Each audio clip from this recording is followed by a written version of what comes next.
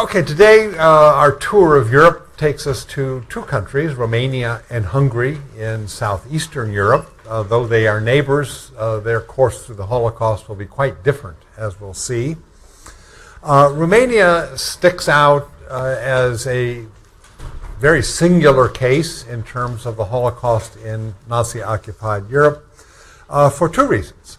On the first hand, it is among all of Hitler's allies, the country that clearly carries out its own genocidal policy, wages its own war of destruction on the Eastern Front against the Soviet Union, and has its own body count of about 300,000 Jews. Roughly 5% of all Holocaust victims are killed by Romanians as part of a Romanian genocidal program against the Jews in its territories and on its borders. So it is deeply, deeply implicated in the Holocaust. And then, starting in the late fall of 1942, having been the most ferocious participant in Hitler's final solution, becomes the first country among Hitler's allies to begin to back out and to save those Jews it had not yet killed. And that Romania will have the paradoxical distinction of having both killed more Jews than any other Hitler ally and probably having saved more Jews than any other Hitler ally, depending upon what part of the war and what part of Romanian geography we are talking about.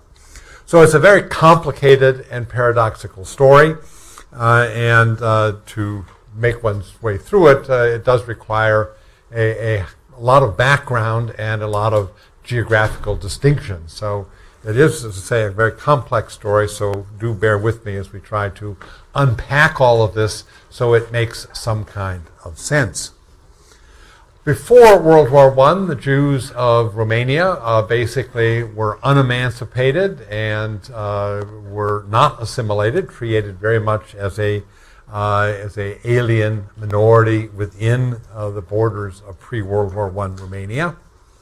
Romania then became involved in World War I as a member or an ally with Britain and France and Russia. The result was that it was quickly overrun by German armies in the middle of World War I, but then could sit at the peace table with the victors and become one of the great territorial gainers. Militarily, World War I was a defeat. Diplomatically, World War I would be, Romania would be one of the great beneficiaries and come out of the war with vastly expanded boundaries at the expense of its various neighbors. And the result is that when we speak of Romania, therefore, we're going to find out that there are a number of different Romanian Jewish communities. There are the Romanian Jews of the so-called Old Kingdom, that is the boundaries of Romania as of 1914. And here we probably should look at the map. And maybe I need to get up, in fact, to point this out. This darker line here is Romania of the Old Kingdom. Mainly Moldavia and Wallachia are the two main provinces there. And those basically are the pre-World War I boundaries. And up to the Black Sea. As a result of victory in war, Romania gains territory from Bulgaria, a German ally in here. It gains this vast swath of territory, Transylvania, of Hungarian Jews from Hungary.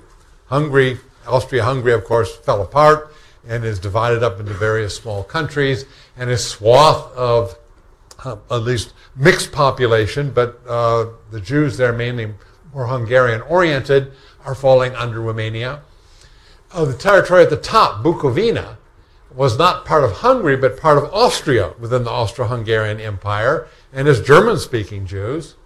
And then Bessarabia, Romania is going to gain at the expense of the collapsed Russian Empire, where you have Ukrainian-speaking Jews.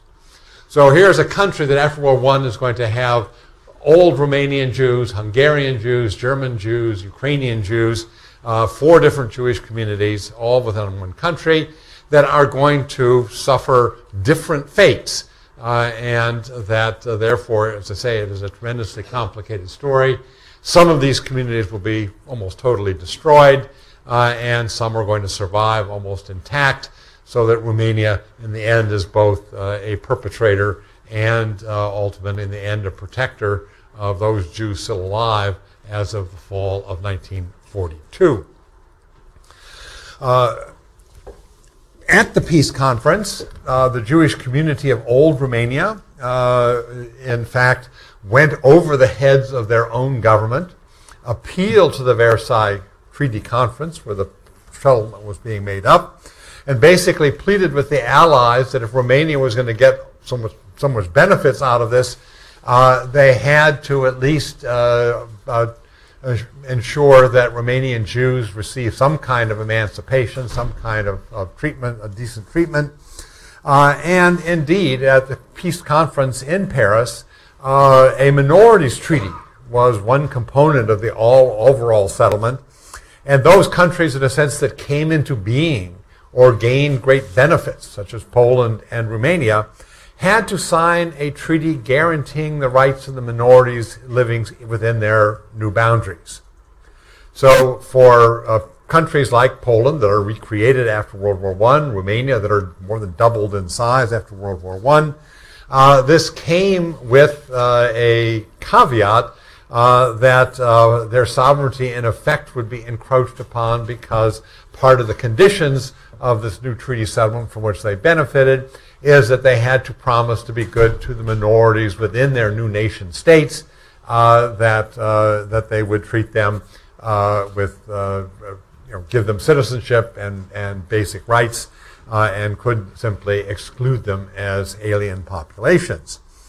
This confirmed in the minds of many Romanians, of course, that just as it did in Poland, that the Jews were a non-Romanian group, appealing to outside forces, using the influence of, quote, international Jewry to leverage their international influence on the Allies to force Romania to do something against its own will, but one that they reluctantly went along with because it was going to bring to Romanians of the Jews of the Old Kingdom, citizenship for the first time and basic rights within Romania that they had not enjoyed up till that point.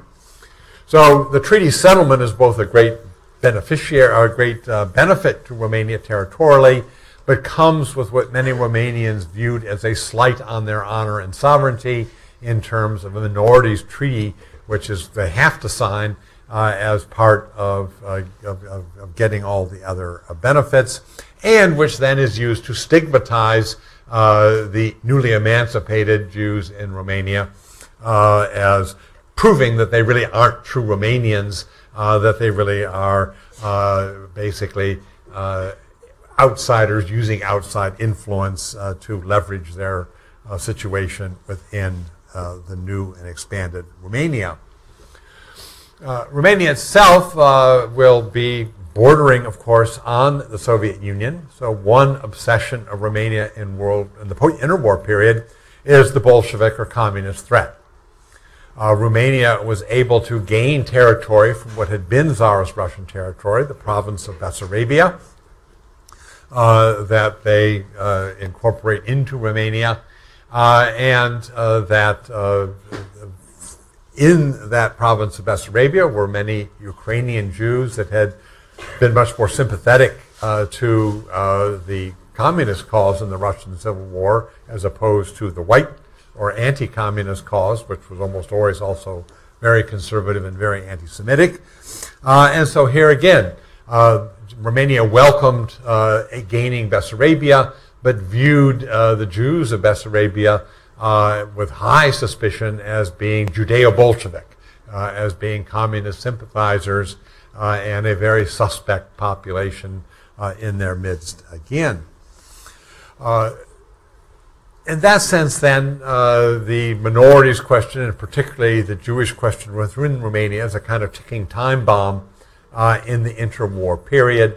And given all the strains that all of the East European countries are undergoing in this period that we talked about last time, not surprisingly, this is not going to have a good outcome.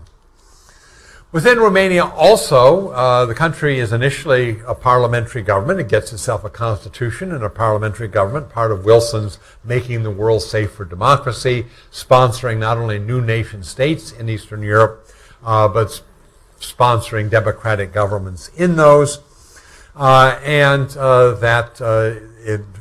Given its geographical location, of course, Romania initially is very tied to the Allies, who have doubled its territory, and very anti-communist. It's at the forefront of the so-called cordon sanitaire, the sanitary cordon across Eastern Europe to keep Bolshevism from spreading into Europe, and it's very much bans Marxist parties in Romania. There is no left wing, we might say, in Romania in terms of socialist or communist parties that can legally operate.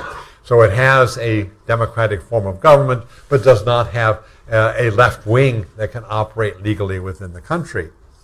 The result is the open area on the political spectrum for Romania's version of fascism. So here we better go back to the terms. The Iron Guard, which is the Romanian Fascist Party, is among the European fascist parties probably the most left-wing one. That is one in which its socialism is taken almost as seriously as its nationalism. The Iron Guard is ultra-nationalist, ultra-anti-communist, ultra-anti-Semitic, but also fairly radical and progressive on social issues, very populist, we might say. So in a sense, it's a non-Marxist but populist radical party that combines the features of other European fascist parties. Basically, it's anti-Semitism, it's ultranationalism, it's anti-liberal, anti-communist stance, but also is much more sincere, one might say, less cynical and less instrumental in terms of its populist and kind of radical program. So it, in a sense, is a critic of the existing government in Romania, more from the left than from the right. So that the old right, in a sense, has to deal with the Iron Guard from a different angle, say, than the conservatives in Germany did vis-a-vis the Nazis, where they ultimately allied against the socialists and the Democrats and the communists. Here, there are no socialists and communists, and therefore the Iron Guard is positioning itself in that vacant political space, one might say, to the left of the traditional conservative government. Romania is a constitutional monarchy. That is, they have a king, but he is a constitutional monarch. They have elections. They have a parliament. And by 1937, the Iron Guard has gotten sufficient votes that it has to be taken into a government coalition for the first time. So in 1937-38, you're going to have a period in which the Iron Guard and the party supportive of King Carol, the constitutional monarch, and the traditional right wing in Romania are in alliance. And the Iron Guard uses that leverage to carry out, in a sense, the violation of the minorities' treaties. Romanian Jews will now face discriminatory legislation, a depriving of equal rights under the law that the minorities treaty was supposed to have guaranteed them. And Romania joins many other countries in the late 30s that are beginning to officially and legally and openly adopt anti-Semitic policies, putting out anti-Semitic legislation as part of the government-sponsored program. We saw this happen in Poland with the post-Pilsudski regime, and at least foreshadowings of this in France in 38, 39, with the reversal of previously generous refugee policies. Romania, it comes out of this, initially out of this coalition when the Iron Guard is brought in and insists upon an anti-Semitic platform. By 1938, the Iron Guard is being perceived by King Carol as a dire threat, one that threatens to supplant him, and he carries out a military coup. He has his military seize power, scrap the Constitution, and murder the leaders of the Iron Guard. There is a political repression, a murderous political repression on top of a constitutional coup d'etat, and that Romania, like so many others of East European governments, goes from being a parliamentary government or democratic government to an authoritarian government controlled by the old right. In a sense, King Carol and the generals were able to do in Romania what Hindenburg and Schleicher wished they could have done in Germany, but couldn't do. But in Romania, they can. They can repress the fascists and impose a conservative authoritarian government. And at least momentarily, it looks like the Iron Guard has been done away with. Internally, it would appear that Romania's situation has stabilized. But the problem for Romania is that not only it had an internal problem, but it has an external problem. Every single one of Romania's neighbors wants their territory back. It's surrounded by people that want to revise the Versailles Treaty. And of course, what is Hitler doing in Europe in the late 30s, but scrapping up other boundaries, undoing the Versailles Treaty in terms of Austria, Czechoslovakia, and therefore there are lots of countries that are perfectly willing to ally with Hitler to get him to revise the boundaries that were so beneficiary to Romania and to recover Romanian territory. So Romania is now, by the late 30s, having been allied with Britain and France, particularly at the Munich Agreement, demonstrating that they are unwilling to uphold the boundaries of the Versailles Treaty, that they cannot be relied upon. Romania must turn now and try to see if it can find a way to make a deal with Nazi Germany. And so what that means is a second round of anti-Semitic legislation. Hey, Hitler, we're anti-Semitic like you. We want to be your friends. And that the Romanians have one other card up their sleeve to play. And that in Romania are the Ploiești oil fields, Europe's biggest source of oil. Modern wars are fought with oil. Germany doesn't have oil. And that therefore Romania has a trump card to offer. We will be your ally. The Ploiești oil fields can fuel the German war machine if you cut us in and help us keep our what Germany previously considered ill-gotten gains from the Versailles Treaty, and we can all, Romania hopes in a sense, can switch sides from having been a benefactor of the Allies in World War I now to being an ally with indispensable oil to offer of the Nazis in the next round that seems to be looming. Hitler basically, however, has already signed a Nazi-Soviet non-aggression pact with Stalin. And in addition to promising Stalin the Baltic countries, Estonia, Latvia, Lithuania, and half of Poland, he has also promised them Bessarabia. And Hitler is not going to back out of the Nazi-Soviet non-aggression pact before its time is up, before he decides he will do it for his own purposes. He's not going to do it on behalf of Romania. And when the Russians in the summer of 1940, just as they occupied the Baltic in the summer of 1940, they also come to Romania and tell them that they have a few days to evacuate Bessarabia or they'll come in and kick them out. Romania turns to the Germans and said, "Can you help us?" And the Germans said, "We can talk about an arrangement, but only after you have fulfilled, you've given the Soviets what they're demanding," because that was part of Hitler's deal with Stalin. So in the summer, July of 1940, Romania has to surrender Bessarabia to the Soviet Union, which regains the old Tsarist Russian boundary on that border at that time. Bessarabia, like the Baltic, like Eastern Poland, comes under Stalinist Soviet occupation in the summer of 1940. Romania then turns to Hitler and said, "Okay, we want you to guarantee the rest of our country." But Hitler is also dealing with the Hungarians who want Transylvania back. And Hitler wants allies with both of them. He's trying to line up both Hungary and Romania as allies. And so he basically says to both of them, which are trying to bid for German support against the other, as Hungarians are trying to bargain with Germany for support against Romania, and Romania is trying to bargain with Hitler for support against Hungary. Hitler says, we will settle all of that if you let me mediate the conflict. And they both agree. And the result is that at the end of August of 1940, there is the so-called Vienna Award. And in the Vienna Award, Hitler divides Transylvania. And here we have to look at the map again.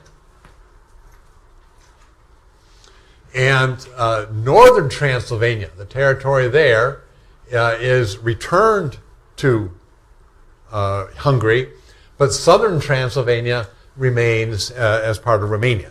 So Hitler plays Solomon. He cuts the loaf, cuts the baby in two, and gives half of Transylvania back to Hungary, leaves half of Transylvania with the Romanians, and in fact gets both of them as his allies, which he was trying to do, lining up, of course, allies in Southern Europe in preparation for his future attack and war with the Soviet Union.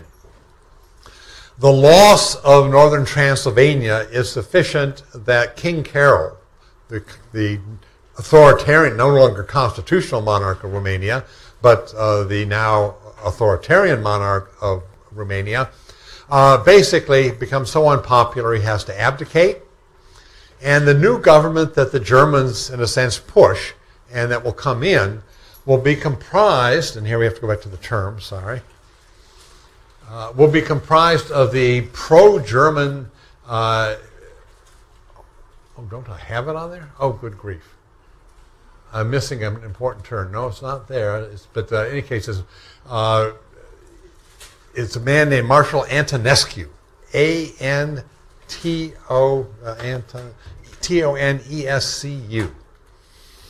And I don't know why and how I missed that, but ESCU. Yeah. Commander-in-Chief of the Romanian Army, basically, of course, whom Hitler is trying to line up, and pro-German, agrees to create a pro-German government between himself and with a revived Iron Guard. That is, there will be an alliance between the Romanian Army and the Romanian fascists, both now making a single coalition government again to work into a very pro-German direction. So that Romania, having lost Bessarabia, having lost northern Transylvania, now has done, in a sense, made the necessary sacrifices that it can be admitted into the German alliance, and it also gets rid of King Carol and has now a very pro-German field marshal who is the new head of government, and the Iron Guard is brought back in. That doesn't settle the problem that the Iron Guard still doesn't play well with others. It is not a movement that likes being in coalition governments. Tension between Antonescu and the Iron Guard builds. And finally, in January of 1941, the Iron Guard revolts and tries to carry out its own coup. Remember, in 1938, King Carol carried out a coup that temporarily destroyed the Iron Guard. In January of 1941, the Iron Guard tries to carry out a coup to take power in their own right. Antonescu turns to the Germans and basically says, what goes? They're not staying with the coalition. Can we repress them? And the Germans say, yes, go ahead. That is, Hitler has to choose now between a fascist partner in Romania and a field marshal and old right, traditional conservative government in Romania. And he opts not to support Romanian fascists, but to support the old right. He wants a government that can mobilize Romania, make Romania a useful ally, not a minority fascist movement that he would have to prop up.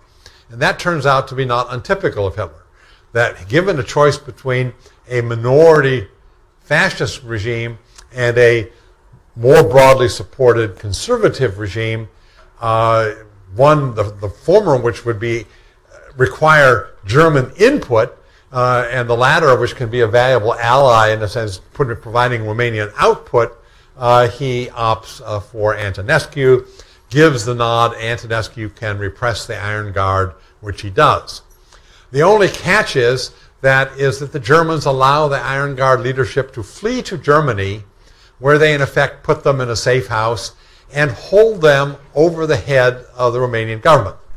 Anytime the Romanian government does not want to play ball with the Germans indicate, we will switch sides, support the Iron Guard as the alternative government, and bring them back and depose you. So this puts the Romanian government in a very difficult position, that the Germans always have on ice in Germany an alternative Romanian regime, the Iron Guard leadership, which is simply is holding there as a kind of sword over the head of the Romanians if they don't want to be fully cooperative. And this is then one more leverage, in a sense, the Germans have over the Romanians. Still, the Romanians are not without bargaining cards. They still have the oil, which the Germans need. And now, as Hitler is planning for an invasion of the Soviet Union, this is now January, February of 1941, the Romanians have a boundary with the Soviet Union.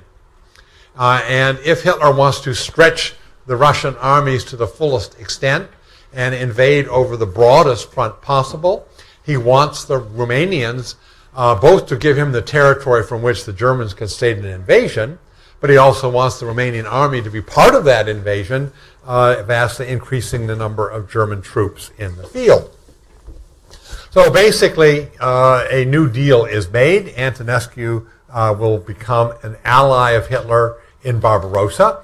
In addition to the German North, Central, and Southern army groups, there will be a German army in Romania on the Romanian front. In addition to Einsatzgruppe A, B, and C for the Baltic, Belarus, and northern Ukraine, there will be Einsatzgruppe D, which operates out of Romania. So that Germany will use Romania as a staging area, use Romania as their vital supply of oil, and have Romania as an ally which wants to recover Bessarabia, wants to expand, wants to compensate, and this is what the Germans can offer. You lost Transylvania, northern Transylvania on the west, stick with us and you will be compensated with Ukrainian territory in the east. You'll come out of this as a territorial gainer if you are a faithful German ally in the war against the Soviet Union. And if you're an ideological ally in the crusade against communism, and if you are an ally in the racial war against the Jews, all of which Antonescu has no problem with because that are all his stance as well. He is anti-Semitic, anti-communist, and a military expansionist, so that is all music to his ears. And Romania and the Nazis will make a pact based upon a overlap of shared values, shared goals, in terms of conceiving of a war against Russia as a war of territorial conquest, a war of ideologies, and a racial war against the Jews. All of that fits into the Romanian perception of their desires, their war aims, as well as the Soviet Union. So Romania signs on, not just as an ally in a military sense, but as an ally in what Hitler has proclaimed his Vernichtungskrieg, his war of destruction against the Soviet Union, this being an ideological crusade and a racial war, in addition to being a military conflict. And hence, Romania's participation, as I say, not only in the military side of things, but as an active participant in its parallel war of destruction, in its parallel genocide of the Jews in the territories where Romania is going to be in control.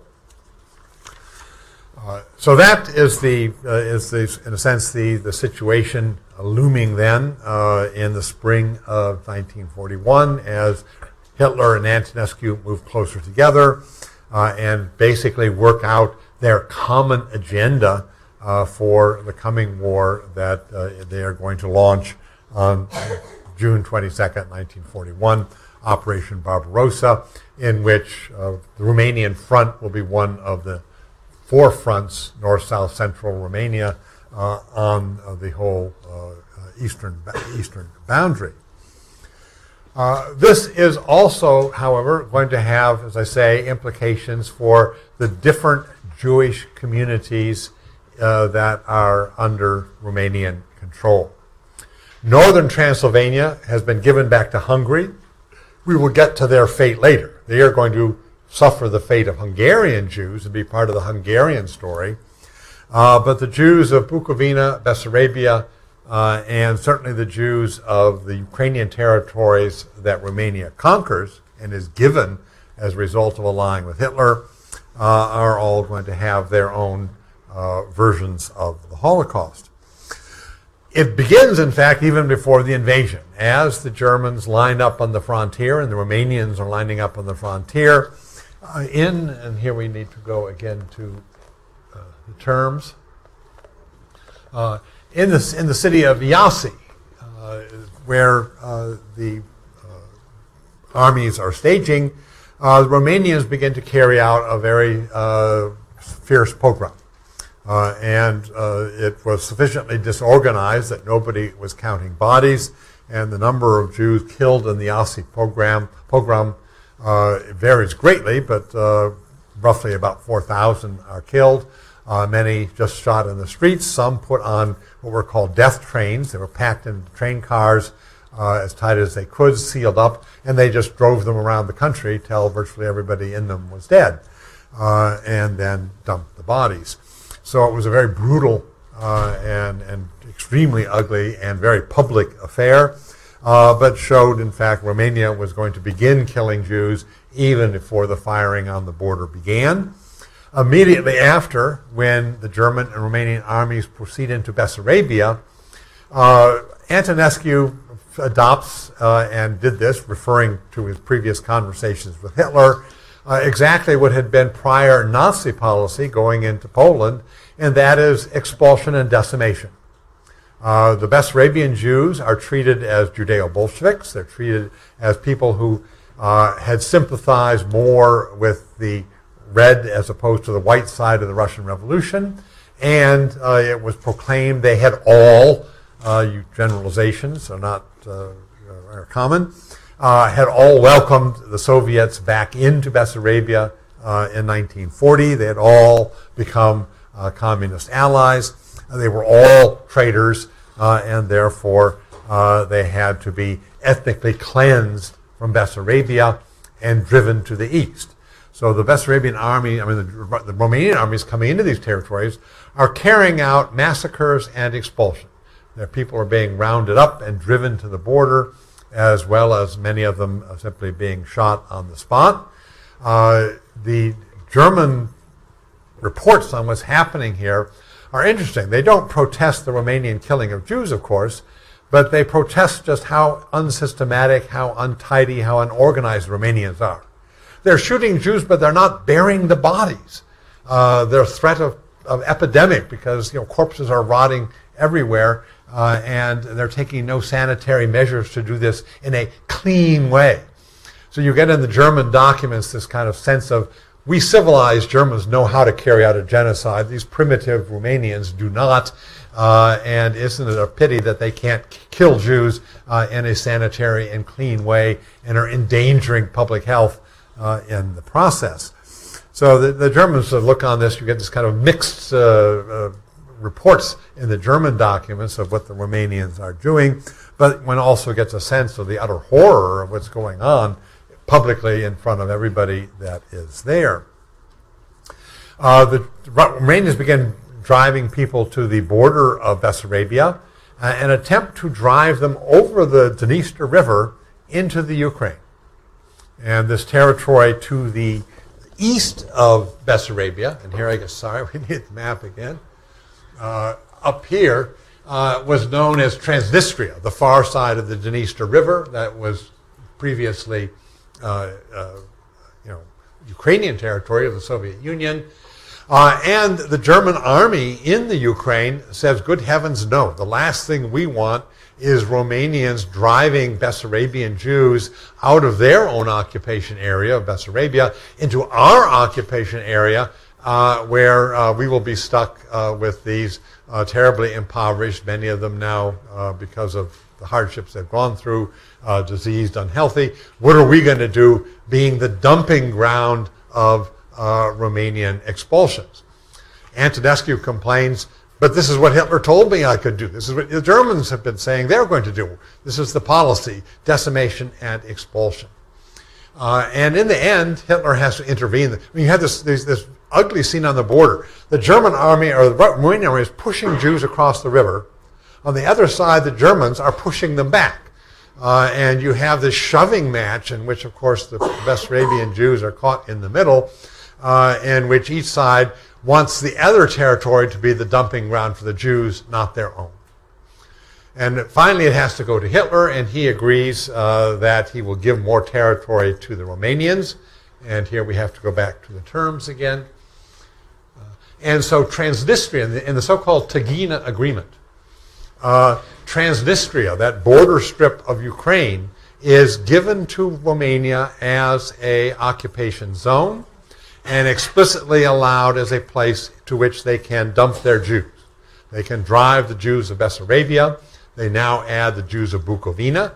So German-speaking Jews of Bukovina, Ukrainian-speaking Jews of Bessarabia are driven into Transnistria, and this will be where they are really dumped into primitive ghettos, no preparation for this.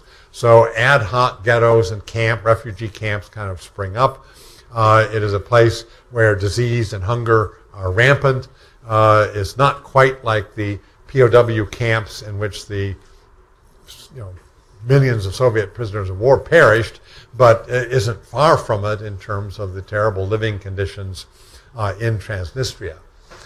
Added to that will be Jews from Odessa. Odessa had the largest Jewish community in all of the Soviet Union. The Romanians occupy Odessa in mid-October, and within a week, time bombs and explosives the Russians have left behind, planted in buildings they know the Germans are going to occupy, and Romanians are going to occupy. They blow up the military headquarters of the Romanian army. And the answer of the Romanian army is to murder 25,000 Jews in retaliation. So after Ernstfest, which was a shooting action of about 43,000 Jews in Poland, after Babi Yar was 33 to 34,000 Jews in Kiev, Riga and Odessa at 25,000 each are the third and fourth largest shooting-killing actions in the Holocaust. And this one is by the Romanians. This is not Germans, but the Romanians that carry out this massive massacre of Odessan Jews. And the survivors, of which there are tens of thousands, are also driven into Transnistria. So Transnistria becomes then not only the place where the native Jews living there are already there, but the Jews of Bukovina and Bessarabia are driven into that, and now the surviving Jews of Odessa are driven there. So Transnistria becomes this overwhelmed little province that is the reservation or the demographic dumping ground for all of the unwanted Jews that Romanians are trying to unload. And then in the winter of 1941-42, they begin to reduce that population with large numbers of massacres once again. So Transnistria is going to be kind of a horror show in which you have large numbers of Jews perishing, both from the incredibly bad living conditions, and then on top of that, sporadic executions to decimate the populations there. So it's one, and of all the sort of the hellish corners of the Holocaust, Transnistria is perhaps one of the very worst. That is a place that is the site of the Romanian Holocaust of Jews from fall of 1941 into 1943. So that, in a sense, was the fate of the Jews of Bukovina, Bessarabia, the German and Ukrainian-speaking Jews, the Jews of Odessa, and of that strip of the Ukraine that Romania gains. that still leaves up in the air what's going to happen to the Jews of old Romania and of southern Transylvania. The Romanians want to push Jews even beyond Transnistria into other parts of the Ukraine that the Germans still occupy. There's another shoving match along the next border in which the German army says no further.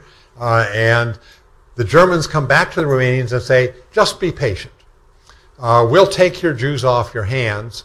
You don't have to shove them into the Ukraine. If you wait a little while, we'll take them not in the Ukraine, but in Poland. Because, of course, in the spring and the summer of 1942, the Germans are building the death camps of Operation Reinhardt, but the killing capacity of those camps is at the moment overwhelmed with the Jews coming from the Polish ghettos. The Warsaw is going to be mostly destroyed by the end of September. And basically the Germans say to the Romanians, keep your Jews a little longer, and we will take them off your hands, and instead of sending them to the Ukraine, we will send them to Poland for labor, of course. A deal is actually signed between Romania and Germany in the summer of 1942, whereby Romania will stop trying to push Jews into the Ukraine and will accept the German promise that they will take off their hands the other Jews in Romania later in the year. So the Germans think everything's fine. They're just postponing all of this. However, when the Warsaw Ghetto deportations end in late September, and the conference is scheduled at which the Romanians and the Germans are supposed to meet to schedule the trains that will begin the deportation program of Jews from old Romania, the Romanians don't show up. And when the Germans come and ask what's going on, they begin to get a series of excuses. And in the end, the Germans realize that they missed their opportunity, and the Romanians have backed out. That having killed 300,000 Jews, the Romanians are not killing Jews anymore and are not going to turn their Jews over to the Germans to kill in Poland.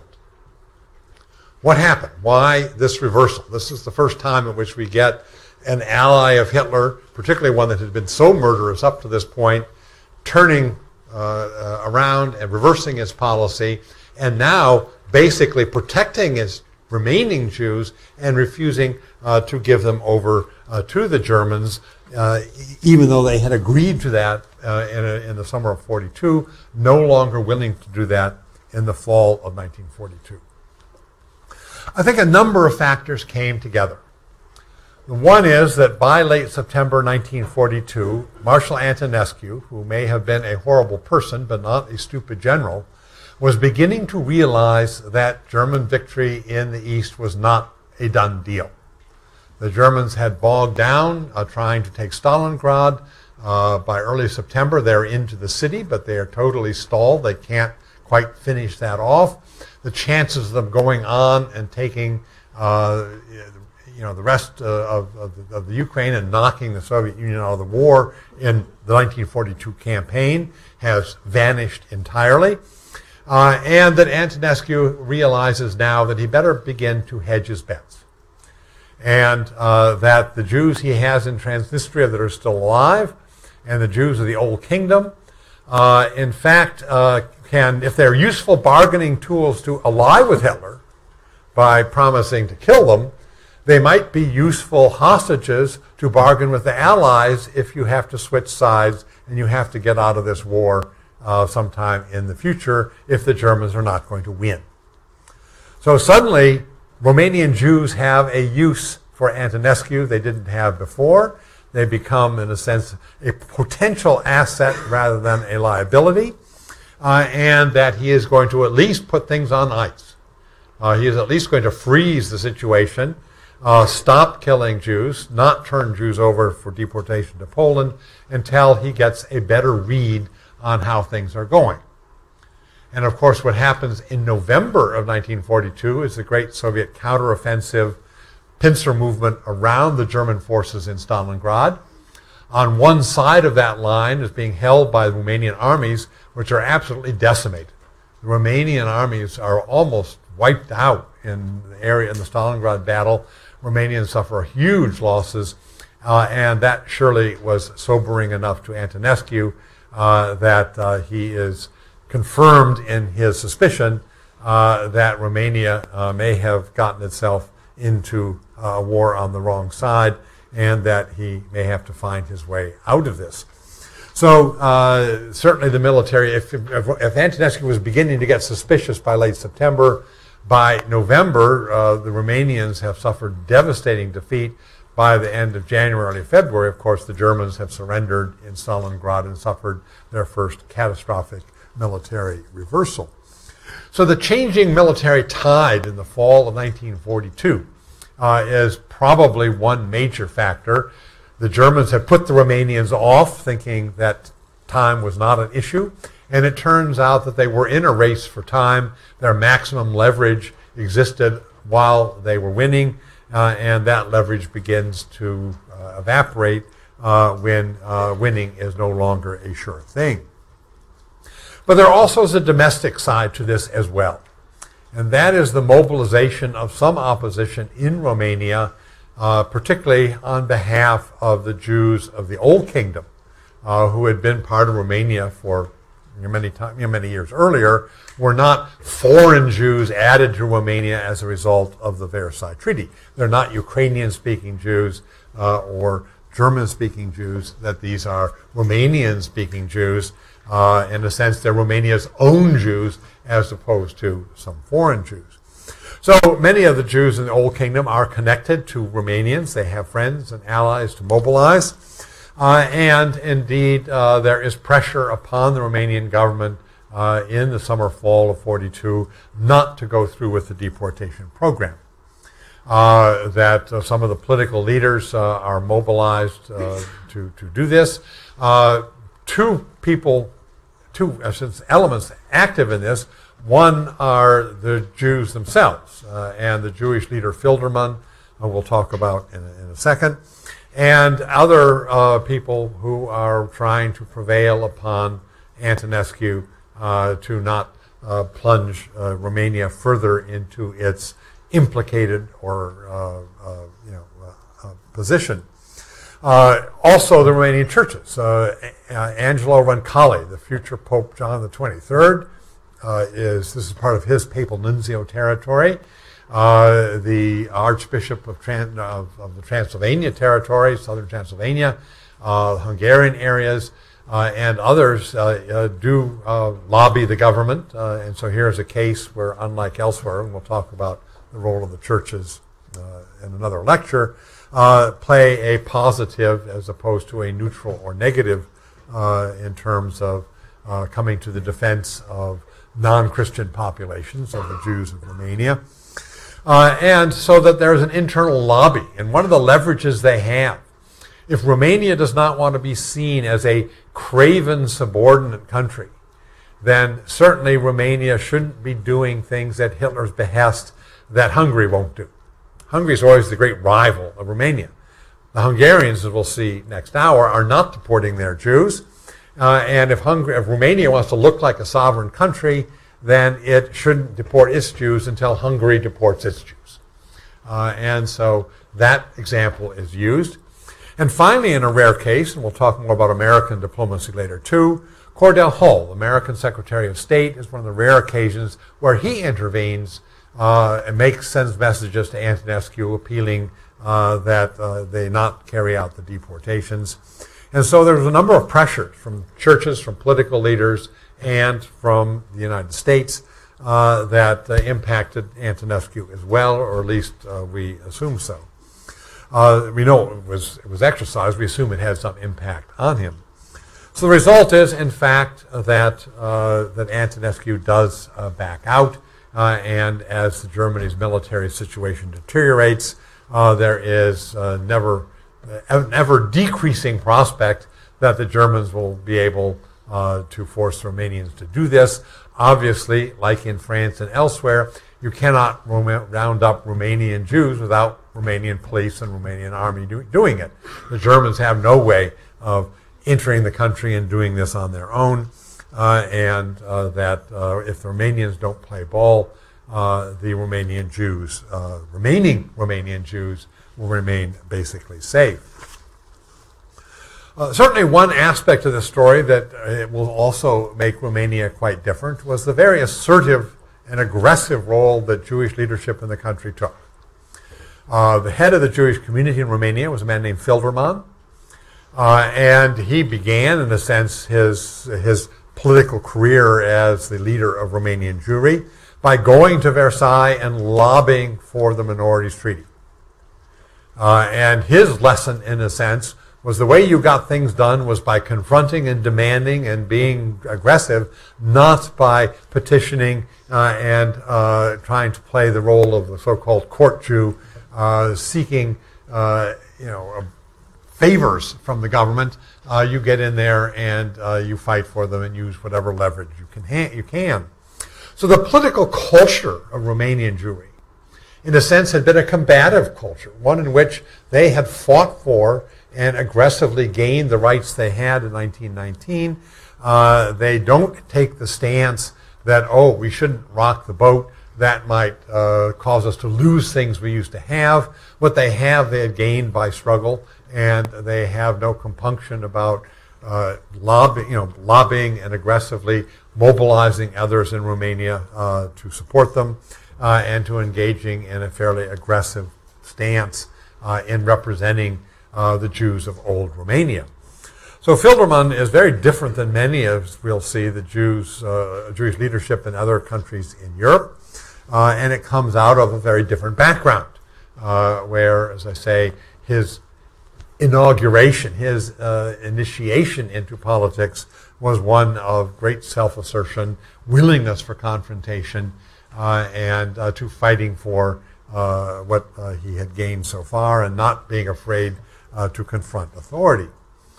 In Romania, the Romanians tried to silence him. He and some of the other Jewish leaders were first arrested, then deported to Transnistria, and then offered free passage. If they would go with their families, they'd let them out of Romania, give them a way out. And the Romanian Jewish leadership said, no, we're here to defend Romanian Jews. We're not taking special favors. You can't buy us off.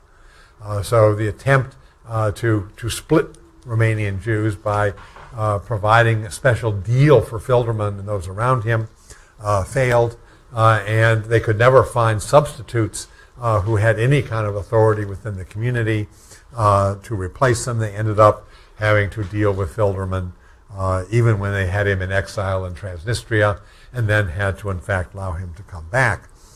So the story then of the Romanian Jewish leadership was one we'll see as a very rare chapter that paved a course somewhat quite different than, say, a Rumkovsky in the Łódź Ghetto, or if we had time to cover, Jewish leadership in the Netherlands or elsewhere that was much more confrontational.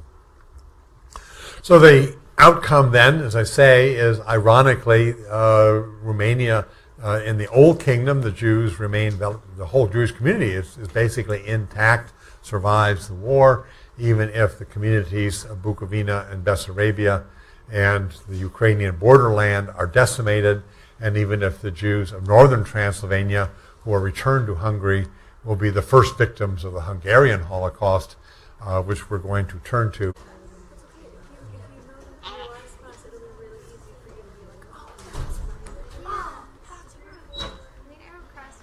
Okay, I guess we'll turn now, as I say, to Hungary. And in many ways, Hungary is kind of the flip side of the Romanian story. If Romania was one of the first chapters in the Holocaust, Hungary will be the last chapter of the European Holocaust, the last great Jewish community in Europe to be destroyed in May, June of 1944. What makes Hungary different then is that basically Hungarian Jewry remained intact and unscathed through most of the war. That up until May 15, 1944, the Hungarian community has been exempt from what's happening in the rest of Europe. and that the Germans have not yet been able to carry out killing measures against Hungarian Jews. And then in a short 2 months, less than 2 months, 437,000 Jews are going to be deported to Auschwitz, and this will become Eichmann's greatest triumph. What he told his interrogators in Jerusalem, it was like a dream. He still could hardly not boast about it, even when his own life of being executed for his crimes was hanging in the balance. So one of the things that makes the Holocaust in Hungary so different is how late that it happened, how up until, as I say, May 44, it seemed as if Hungarian Jews were going to come through the war unscathed, and then they are going to be subjected to the most massive deportation program from any part of Central and Western Europe. That this will take place at a time when Hungarian Jewish leadership knew what the final solution was, in which allies knew what the Germans were doing, in which also everybody knew Germany was not going to win the war. So here was a case where Germany had all the diminished leverage of a country that was going down to defeat. The Russians have clearly regained initiative on the Eastern Front. In the midst of the Hungarian deportations, June 6th, of course, the Allies land in Normandy and are back on the continent. Nobody in the midst of this can have any serious hope. We may not know how long it will last, but that Germany is not going to be defeated in this conflict. So you have this strange situation where people now, certainly earlier, at least in the initial stages of most deportation programs, still the uncertainty of what happened to the victims, the spread of knowledge will take place hit and miss and gradually. But in the summer of 1944, virtually anybody in any position of authority in Europe and the world knows what's happening in Europe and knows that Germany is going to lose, and it happens anyway. So in that sense, the great tragedy of Hungary is that it ought to have been the avoidable Holocaust. Of all the places in which the deck should have been stacked against the Germans, in which all of the advantages they had earlier, we talked about it in Poland, the Germans knew what they were doing, but Polish Jews did not. And you had this time lag between which Polish Jewish response could take place until they figured out what the Germans were doing. And we've seen elsewhere the great leverage Germany gains by its seemingly inevitable victory, whether it be in France or Romania in the initial stages. All of that is gone, and yet Germany carries out the Hungarian Holocaust in spite of all of that. So that's, in a sense, the great paradox or the great problem historians have to wrestle with in trying to explain why, at this very late hour, Hungarian Jews suffered the decimation of the Holocaust along with the other Jewish communities in Europe, having survived unscathed literally until the last hour. For this, as elsewhere, we do have to go back to the background and to figure out where Hungary fits and where Jews of Hungary fit in the longer historical story. Up until World War I, of course, Central Europe was dominated by the Austro-Hungarian Empire, a single monarchical family that ruled over a two-part or dual empire, parts of it ruled by an Austrian civil service with its capital in Vienna, and parts of it ruled over by a Hungarian ruling class with its capital in Budapest. So it was called the dual empire, the Austro-Hungarian Empire, because the Hungarians were one of two ruling nationalities in a vast multinational empire. That multinational empire came crashing down in World War I. One of Wilson's goals, as we had seen in his 14 points, was self-determination, which once you gave the various subject nationalities of the Austro-Hungarian Empire their own nation state, there wasn't going to be much left of the Austro-Hungarian Empire. And indeed, what comes out of the treaty settlement is that our two teeny little landlocked rump states, Austria and Hungary, and with their capitals, Vienna and Budapest, and their hinterland, and not much less. Almost all the territories they ruled over are divided up into other areas, so that the areas to the south become Yugoslavia, the area to the north becomes Czechoslovakia, the area to the northeast become Poland, and of course Romania directly to the east, and they're all constituted out of parts previously ruled, at least in part, by Austro-Hungary, which has ceased to exist. So Hungary is one of the big losers of the war settlement, just as Poland and Romania were two of the big winners, and that will be something that hangs over Hungary in the interwar period. Hungary not only had the legacy of being one of the big losers and left as a small landlocked mini-state in the middle of Europe, and if we can get the map, we can see basically this is Hungary that's already regained North Transylvania, but so the pre-war period basically ends here. So you can see that Hungary was not a large, certainly not the major power it had been before the war, but it's left as a remnant state. And it has lost territory here to Serbia, it has lost all of this territory to Romania, and lost a sliver of territory here to Czechoslovakia, and wants it all back. Yeah. Where is Yugoslavia? Okay, Yugoslavia. This is Yugoslavia is Croatia, Serbia, Macedonia, and so Yugoslavia is this area here. This shows it already divided up after the German conquest, but it basically is comprised of Slovenia, Croatia, Serbia, Macedonia, and Bosnia. That's what it's fallen into now again, since its dissolution in the 1990s. Hungary not only suffered under the territorial loss, but also had a scary revolution. In the wake of its basically being dismantled, it was certainly susceptible to the threat of communist revolution, and briefly experiences a communist regime.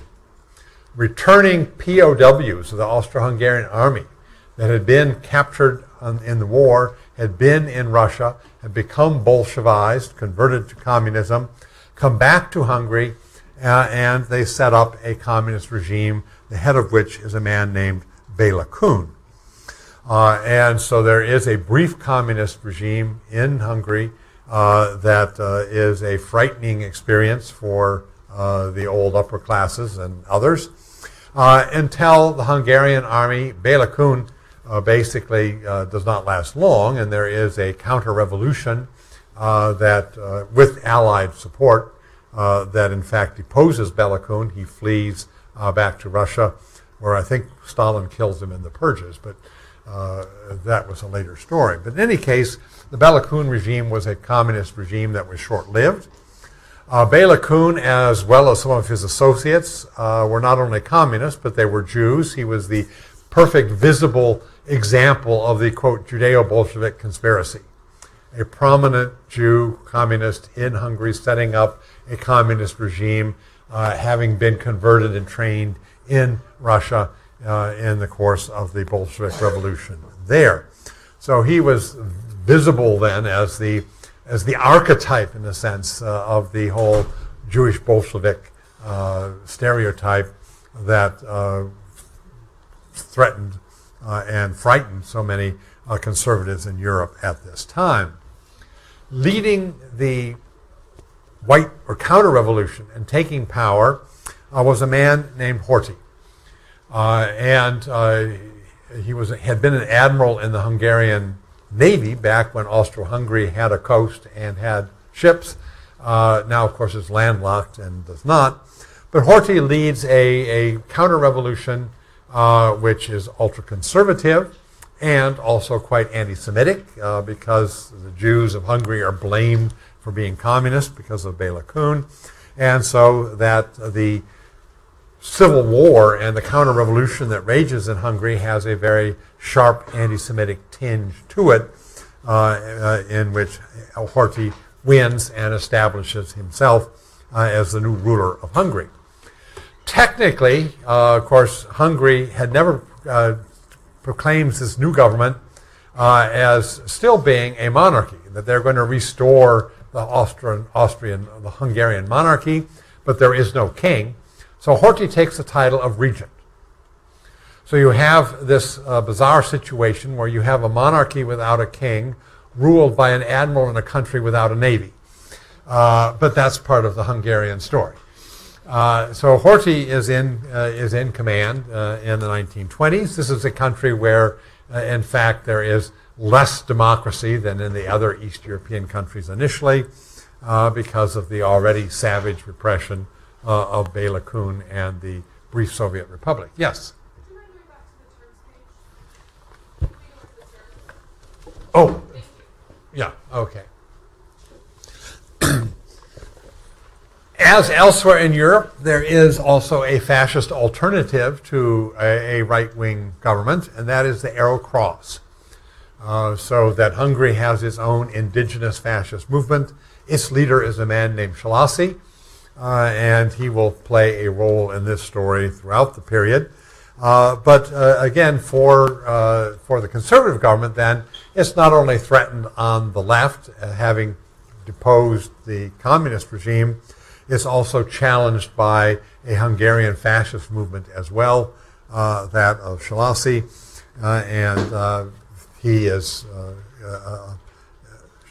a figure in this. Virtually every European country has its own fascist movement, ready to ally with Hitler, ready to help put the pressure on the conservative regimes to become more pro-German, and that is part of the sort of the political equation.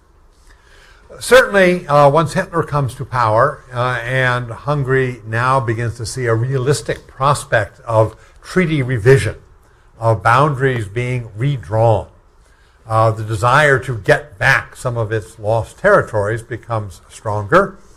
And one of the ways that you hope to get back your territory is to ally with the other major revisionist power, Nazi Germany, who has condemned the Versailles Treaty and sees their purpose in Europe to overthrow the treaty settlement. So Hungary tries to gain Germany's attention, and one of the ways they do it, like earlier we've seen in Romania, is you begin to pass anti-Semitic legislation. One way to sort of signal to Germany that you are an ideological ally, that you are compatible with Germany as an ally, you're deserving of Hitler's support, is to show that you can discriminate against your Jews just as Hitler is discriminating against German Jews. So in 1938, basically Hungary, as Hitler is ramping up the pressure on Czechoslovakia, which holds some old Hungarian territory from the previous period, from the pre-war period, Hungary signals its readiness to join with Hitler in the tearing up the treaty borders there by passing Hungarian anti-Semitic legislation. When it comes, however, to the Munich crisis in the fall, when Hitler is willing to gamble war and wants to take Europe to the very brink of war before he settles for the Munich Agreement, the Hungarians lose their nerve and don't join Hitler in the last acts of brinksmanship, which ticks him off. And in the end, Hungary gets a very small sliver of territory, which is referred to as the Carpatho-Ukraine. And that is basically a Ukrainian-speaking part of a sliver of Slovakia, which bordered on northern Hungary. So the northern Hungarian border moves upward slightly, and that Hungary will gain the previous border was like that, and Hungary will gain this. And this area in here is mainly Ukrainian speaking, is therefore the Carpathian Ukraine or Carpatho Ukraine. The Carpathian Mountains are in that area. So Hungary does get its first territorial addition, even though they didn't get as much as they had wanted, and Hitler somewhat disappointed with them. They do get their second recovery of territory with the Vienna Award, in which they regain northern Transylvania in August of 1940. And then Hungary moves even closer to Germany, allying with Germany in the spring of 1941 militarily, this time not chickening out from the war, in Germany's attack upon Yugoslavia and Greece. Hitler occupies the Balkans, Greece, and Yugoslavia in April-May of 1941 as a prelude to his attack on the Soviet Union. And Hungary is a military ally in that, and also then gets Yugoslav territory from the south. So Hungary picks up some of its lost territories by virtue of having allied with Hitler. And it seems that they are even going to go much more extremely, not only in becoming a military ally of Hitler, but it looks as if they're amping up their pressure on their own Jews.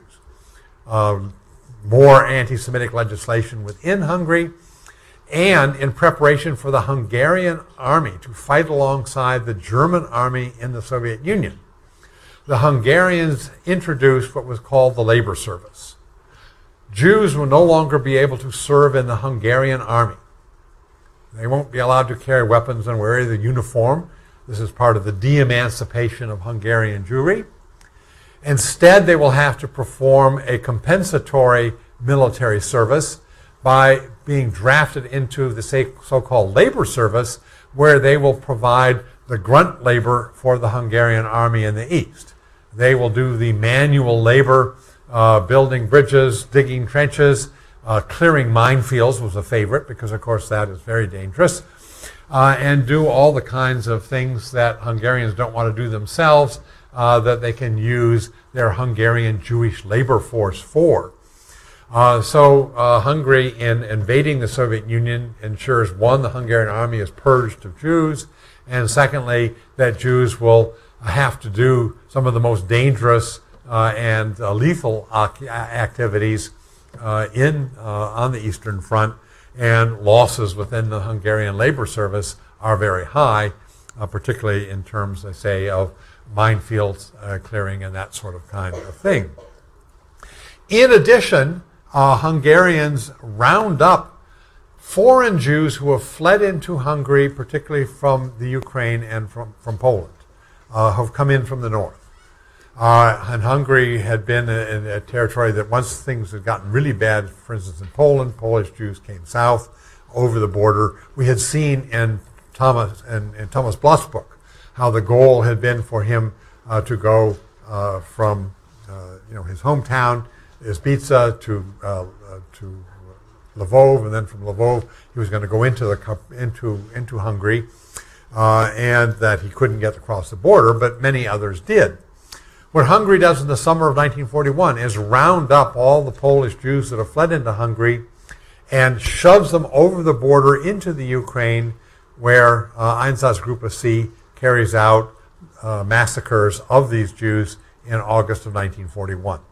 Some 15 or 16,000 Jews expelled from Hungary into the firing squads of Einsatzgruppe C are killed in the summer, August of 1941. The Hungarians don't do the killing themselves, but they basically feed these refugee Jews from their country into the killing fields where Einsatzgruppe C and their police battalion supporters carry out large-scale massacres in August of 41. The Hungarians also carry out a massacre on their own. This is where the Hungarian army actually does the killing. In the southern areas they have gotten from Yugoslavia, the so-called Banat, and we need a term there. And so the Banat becomes an area where Hungarians themselves carry out a big massacre, both of Serbs and Jews on the southern border. So anybody looking at the situation as of the summer-fall of 1941, and certainly the Germans looking at the situation in Hungary as of the summer-fall of 1941, would not have assumed there was going to be any problem with Hungary.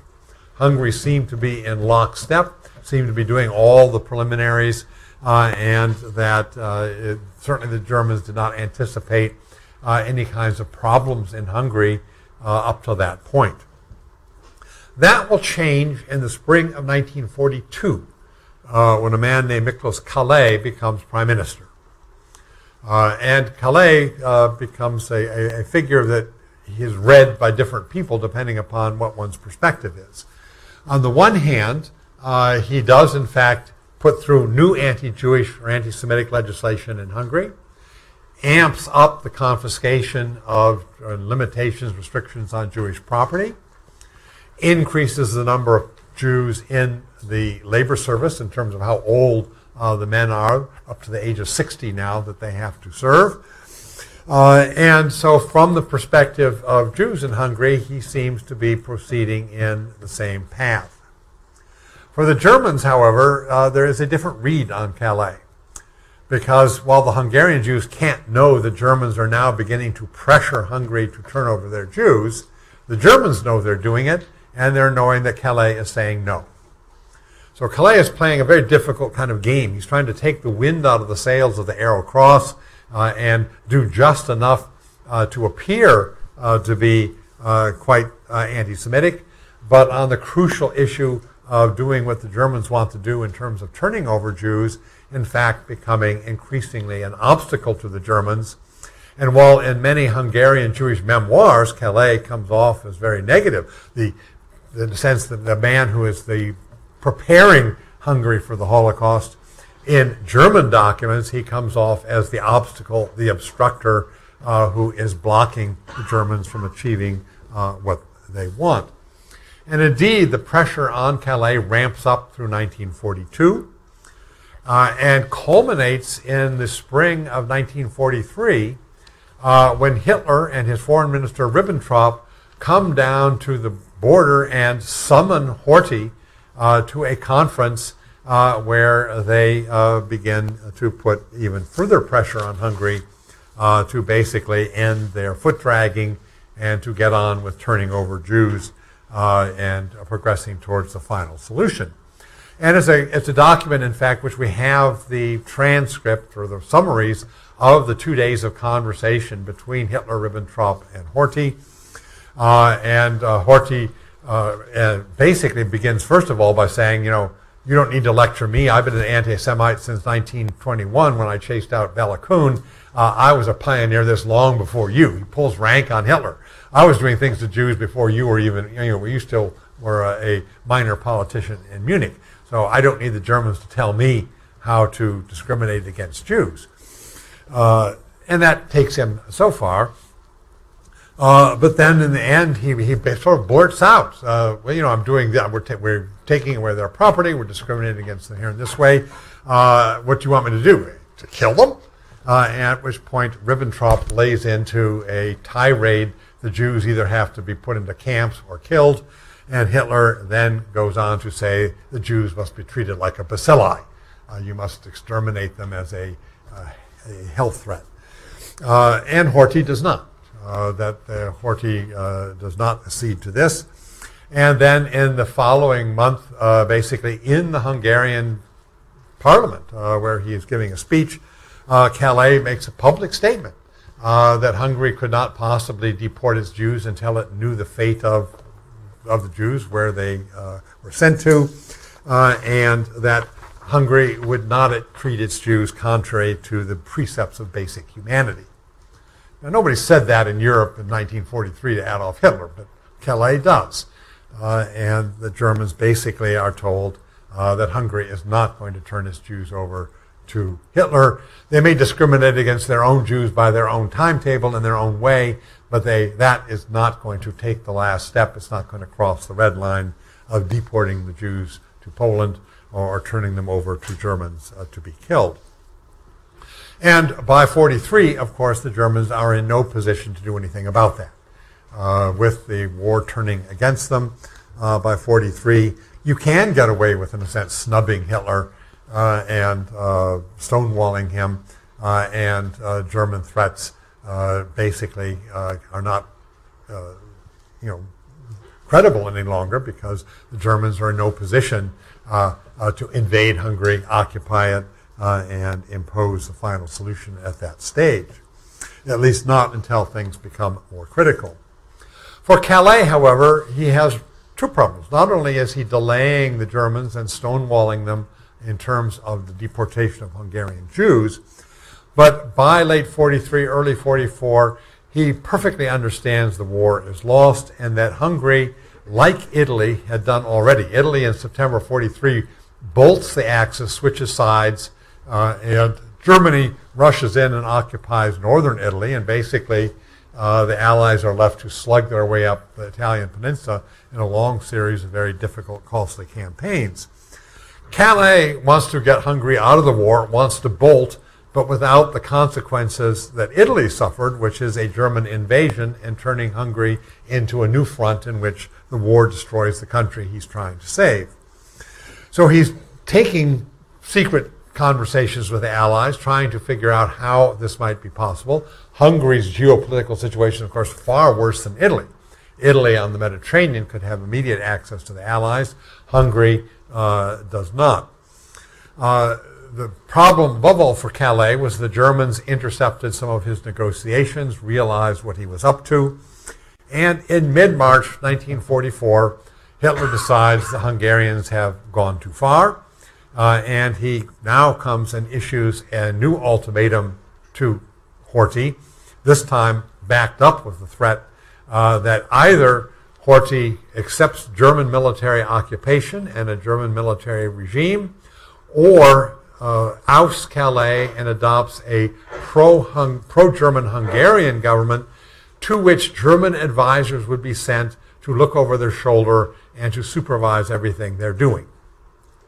So Horthy is given a choice. We will come and invade your country and occupy it and rule it ourselves, or you can put into power a pro-German government that works with our German advisors who will be sent there to make sure that what you are doing is fully in line with German interests and German policies. And in addition, you will send us 100,000 Jewish men as labor because we are digging these vast underground caverns, tunnels in Germany where we can build V-1 and V-2 rockets completely shielded from Allied air attack. So that the concession, the demand made on Horthy in March is not total deportation, but a deportation of 100,000 Jews, not to Poland, but to labor camps in Germany to be part of the underground rocket building factories that are being built in the Harz Mountains and elsewhere. Horthy opts for option one.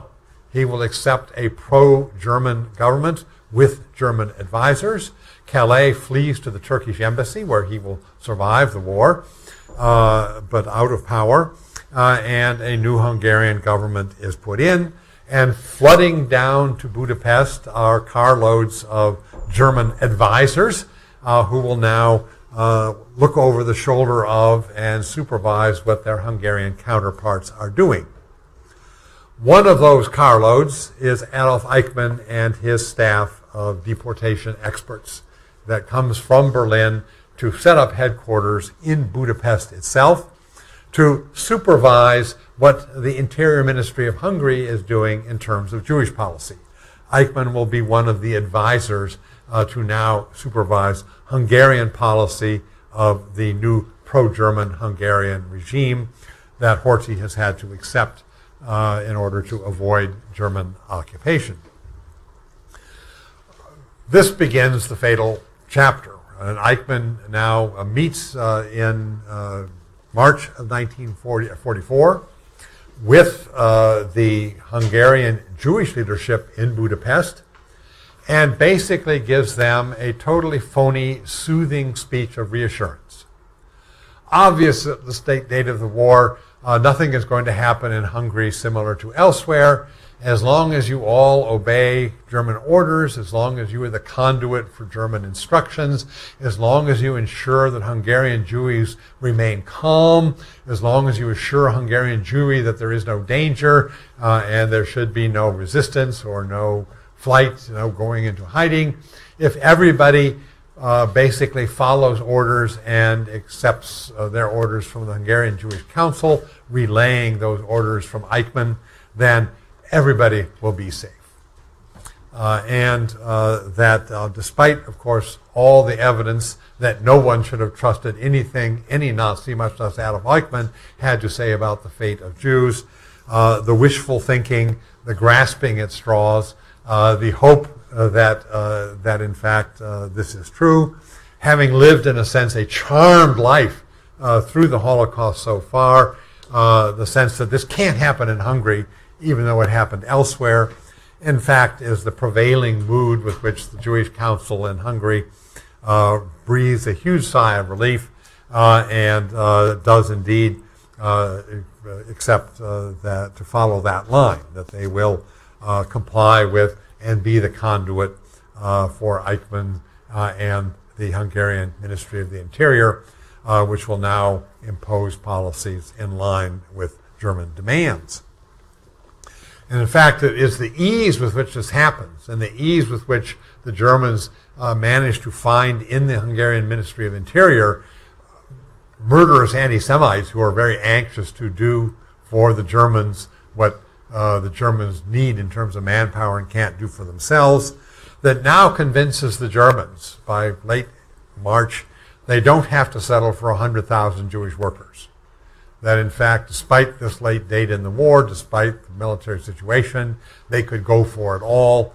They could in fact get all of Hungarian Jewry, and their sights go up in terms of what they are now going to work towards.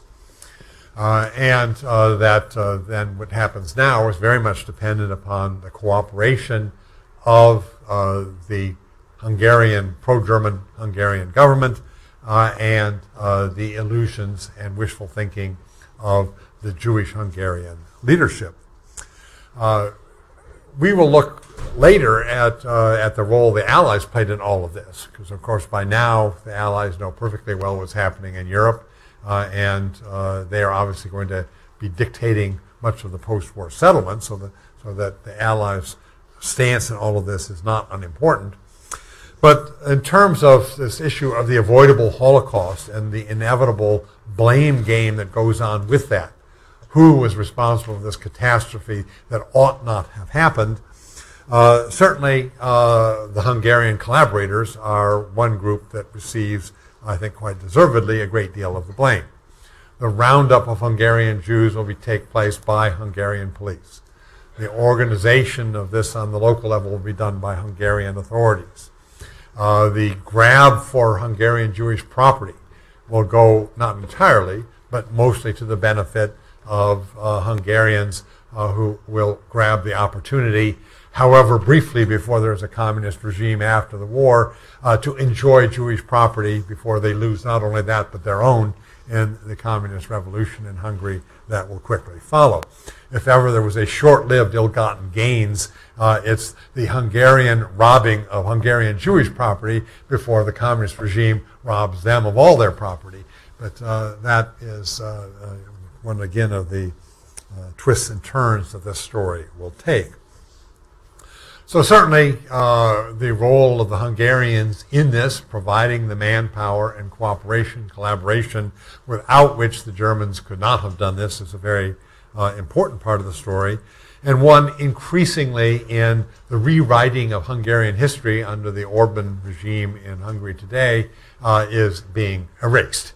That is, the Horthy and the Hungarian collaborators are now being re-celebrated as national heroes and martyrs, not as Nazi accomplices, but that is not unique to Hungary, as we had pointed out earlier.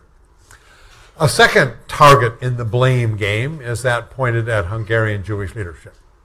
Why, in the spring of 1944, would they follow a path of compliance in the hope that this would somehow work out? If Rumkowski did this in 1941-42, one can see that, at least in part, he didn't have all the knowledge that was necessary. How could anybody in the spring of 44 think that that a policy of compliance would be a policy of salvation? The accusation is that this is inexcusable. So there is a lot of conflict over how do we characterize the response of the Budapest Hungarian Jewish leadership. I think we should say a few words about it. It is a highly assimilated Jewish leadership, had done very well in Hungary, very at home in Hungary, very Hungarianized, one might use that term. They're very elderly. They come from a different era that is certainly not quite able to wrap their mind around what's happening now in the sudden change of Hungary. To them, Hungarian Jewish surviving up until now seemed quite natural, being how at home they were in Hungary, not a kind of aberration, which we know in hindsight was certainly the case in comparison to the rest of Europe. So some historians have simply classified them as honorable men who were way in over their head, who were totally unequipped to deal with this emergency, had nothing in their background, their training, in their past behavior that equipped them to engage in combating a five-alarm fire when it broke out, and to see that in fact they were facing a five-alarm fire in this situation. Others are more critical and feel that Hungarian Jewish leadership, in a sense, protected themselves by compliance and gained some favors from this, allowed the Germans to play a game of divide and conquer. That Hungarian Jewish leadership would be allowed to exit Hungary with their families if they turned over the factories and the large properties they owned. They're wealthy, the upper class in Budapest, as long as they didn't spread the word and cause disruption on the part of others. Basically, the accusation is that they sold Hungarian Jews down the river to save themselves. And that, of course, is an accusation not of being honorable men not up to the task, but of betrayal. So it is a very bitter historical controversy, and I don't even know that you could apply one of those characterizations to all of them.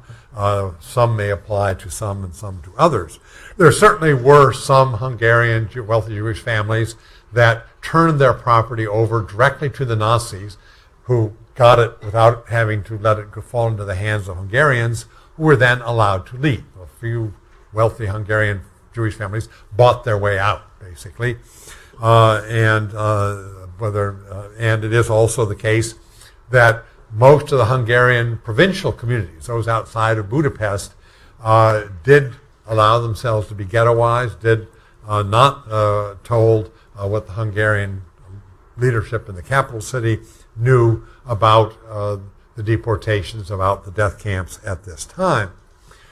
Part of that is a dispute, in a sense, over what amounts to sharing information.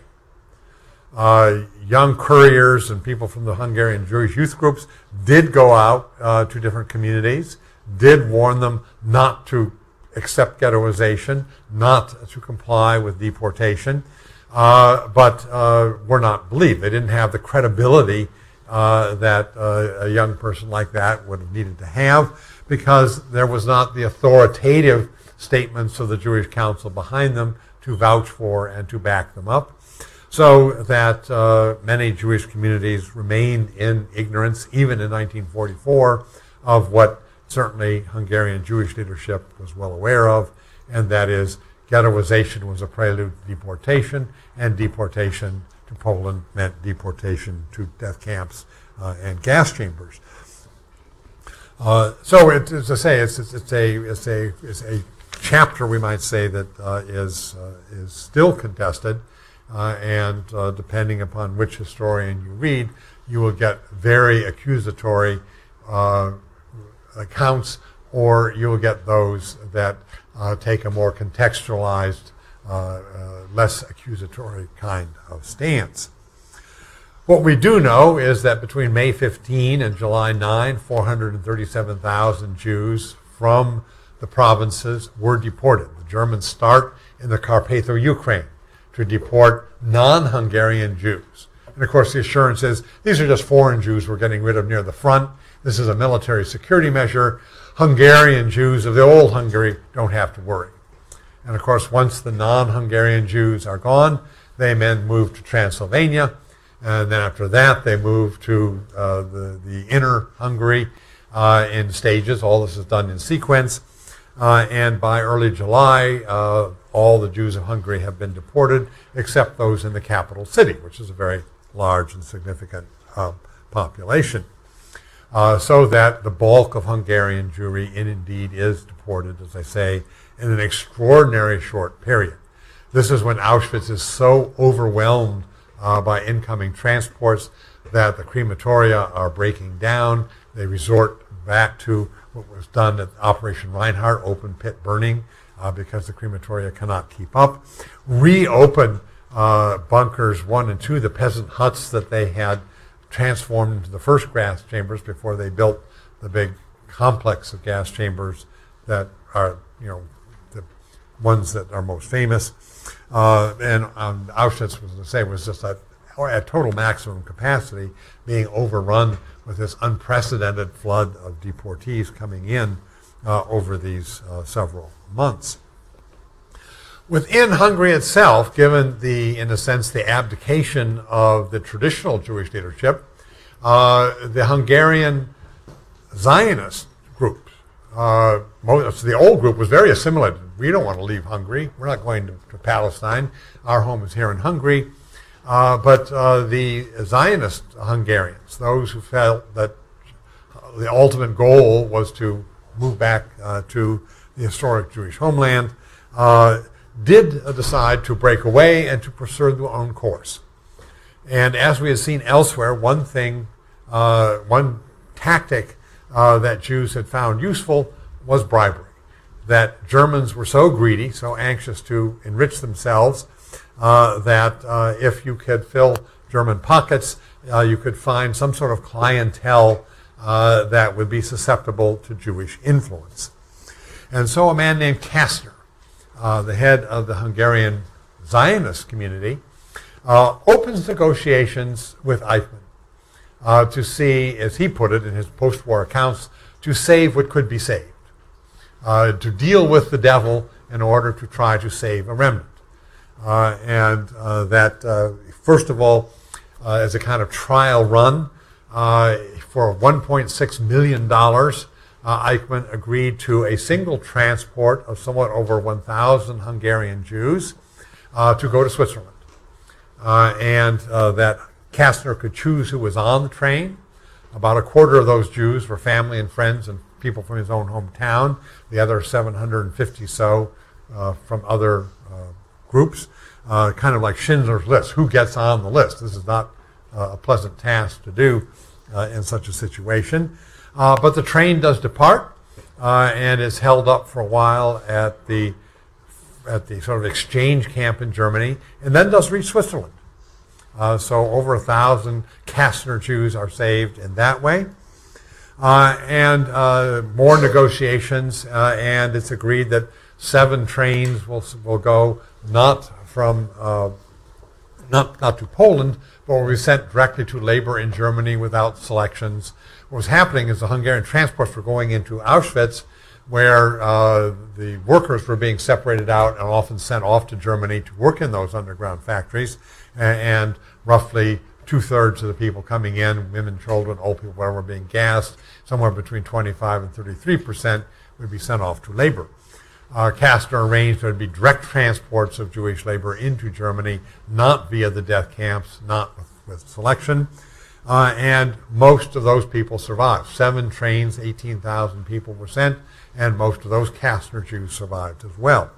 So the Kastner at the end could claim that he had saved about 18 or 19,000 Jews who very likely otherwise, certainly in the summer fall of 44, looked as if otherwise they would have perished. The final stage of negotiation with Eichmann was the famous Trucks for Blood deal that Eichmann and Kastner negotiate. If Kastner can persuade the Allies to provide the German army with 10,000 trucks to be used exclusively on the Eastern Front to slow down the Soviet advance, then Eichmann will stop the deportations and Hungarian Jews will not be murdered further. Eichmann actually lets 2 men, including usually it's referred to as the Brandt mission, but Brandt and an associate of his, man named Gross, allowed out of Hungary to go to Istanbul to negotiate with the British. And he is immediately arrested by the British and imprisoned in Egypt, and this attempt of the Hungarian Zionists to open up negotiations to buy the lives of Hungarian Jews comes to nothing. What was behind that? Was that serious? Did anybody actually mean that? Was that a, quote, lost opportunity, as some Hungarian Jews continue to maintain, in which the Allies basically sold them, didn't take up the offer to buy the freedom and lives of Hungarian Jews?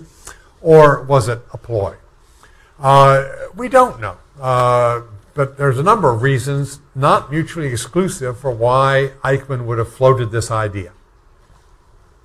And he seems to have floated it with Himmler's permission. Certainly in Jerusalem, he said he had Himmler's approval, and indications are that he could not have freelanced this without. And one explanation is that Himmler by now, too, knew the war was lost. Himmler, as a deeply committed anti-Semite, actually believed in the world Jewish conspiracy.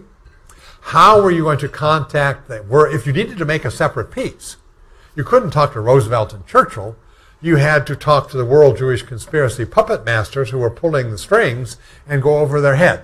And how could you get to this mysterious world Jewish conspiracy except by putting the bait out? And the trucks for blood deal in this theory was Himmler's bait to open negotiations with the true masters of the world Jewish conspiracy, behind the backs or over the heads of Churchill and Roosevelt, in order to cut a deal for a separate peace. A more cynical view, but along the same lines, is the Germans hoped the Allies would take it up.